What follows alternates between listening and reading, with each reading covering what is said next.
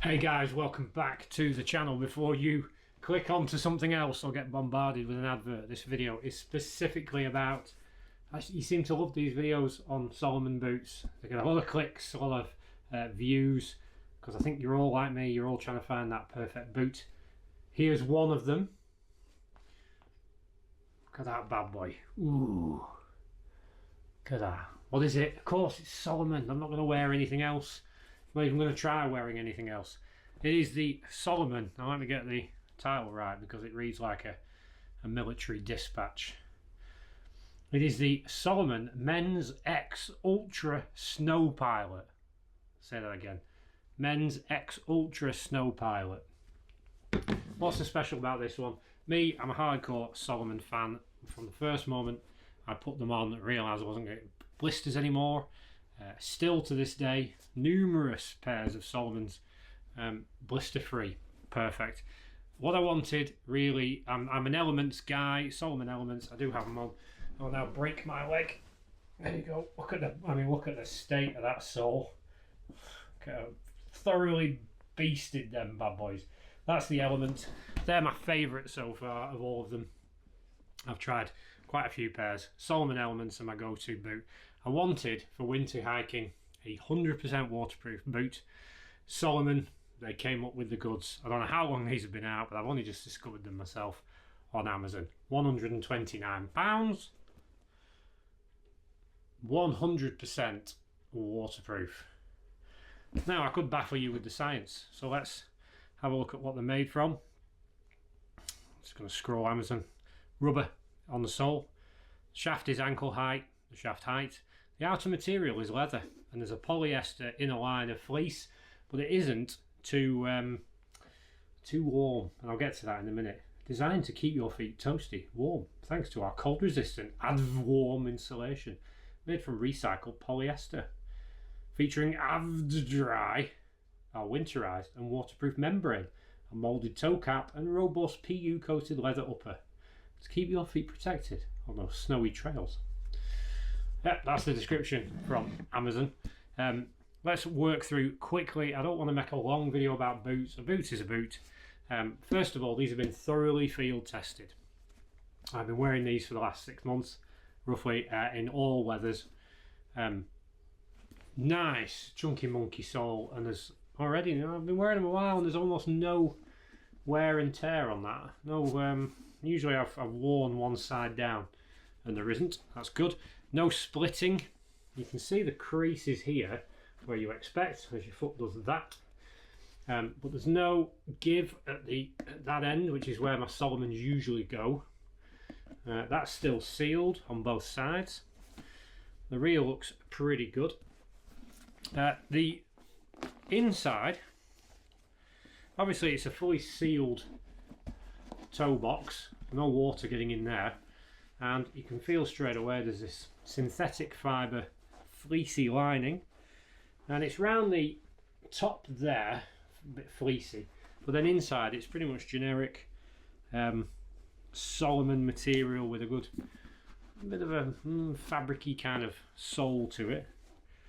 I will testify to the fact that they do keep your feet very warm, but not overly warm, which is the problem with a waterproof boot like a full leather hiking boot, is your feet tend to sweat, and it kind of defeats the point. You don't want your feet wet, that's why you've got a waterproof boot, but they sweat so much that they might as well have just got wet. Not with these. I do recognise that my feet feel warmer, so it's not something I would probably wear in summer, but as I've been hiking over the winter, this has been absolutely invaluable. I've been through puddles, I've been through deep mud in these, and obviously you're limited to that. If the water gets to that stage, it's just going to fill the boot anyway. And 100% waterproof, absolutely spot on. If that's the kind of boot you're looking for. Very comfortable for a very, what's the best way to describe it? A heavy duty boot. I would describe these as heavy duty. You don't feel like you're a mountain gazelle leaping from rock to rock. You do feel like you're wearing boots, and these are no exception. They're the positives. They do exactly what they claim to do, 100% waterproof. Negatives, I've got one big one. It's the lacing system. It's not up to Salomon quality. So you do find as you're walking along that these, where you would normally hook in there, these tend to slide loose. Mildly irritating. With the Elements, I feel like my boot's thoroughly attached to my foot. With these, I kind of feel like stop and retighten the laces.